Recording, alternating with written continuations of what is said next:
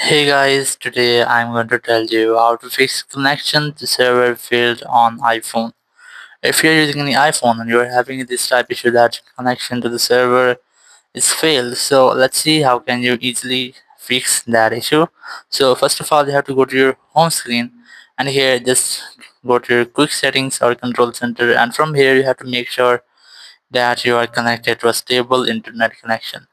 It might be your Wi-Fi or cellular. Once you have that, you have to simply enable your airplane mode and wait for almost 5 or 10 seconds. Then disable that. It will make a quick refresh into your network settings. Once you have that, if your internet is running well, so you have to open up your settings. In settings, go for general, then go for iPhone storage, and here you have to make sure that you have enough storage.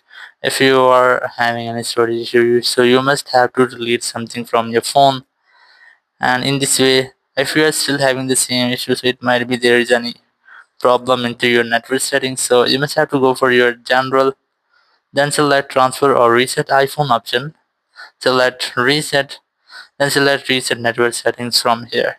So you must have to reset your all network settings for the very first time.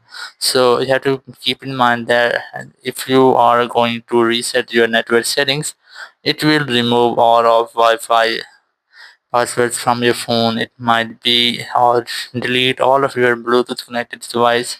So you must have to keep in mind our safety passwords. So in this way you can easily reset your network settings. But if you are still having the same issue, so you have to make a force restart your phone. So let's see how can you do that. You have to quickly press and release your volume up, then volume down, then press and hold your power button until your screen goes fully black. So let's try this.